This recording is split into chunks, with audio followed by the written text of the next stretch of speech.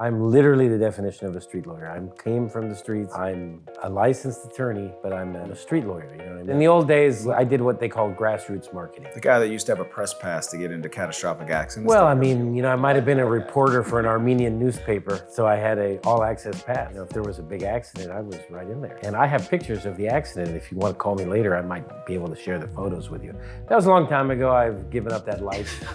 That movie Nightcrawler was about him. Yeah, no, you kind of look like life. him, right? This is like a marketing masterclass. I like what this turned into.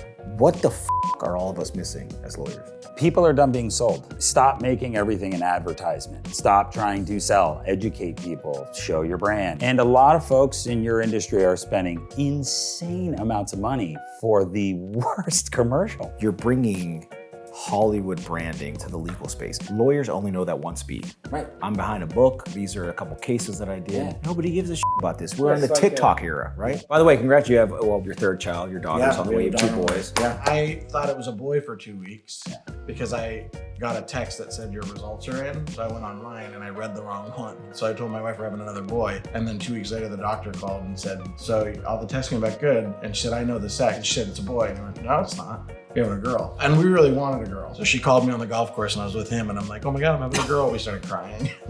That's pretty cute. We had a few of these.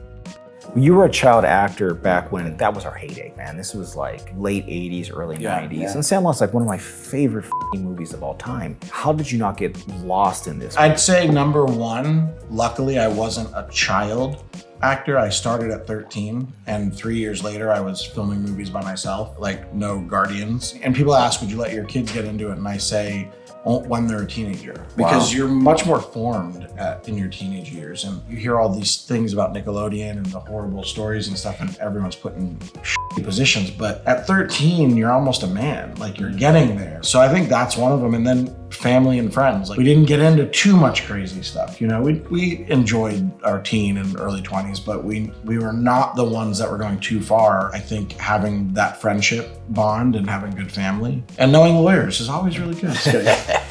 Frank Sinatra invented the drink cart for the golf course. Anyone who doesn't know, even when I was a kid, I'd go to Vegas where the Bellagio was a golf course. There was no Bellagio, it was the golf course. It's called the Dunes. Sinatra and his buddies would go play golf at the Dunes golf course during the day. And Sinatra was like, I need a fucking drink or I'm not playing golf. So they would have a girl follow Sinatra and his groups around in a golf cart with booze. And then they were like, this is a great idea. So then everyone adopted the drink cart on the golf course because of Sinatra's refusal to play golf without alcohol. That's like a great business, being a golf cart person. Yeah. But that's arguably more important than all of his music. I'm not gonna lie. That's Frankie Blue Eye. I don't know if That's a very hot take. His music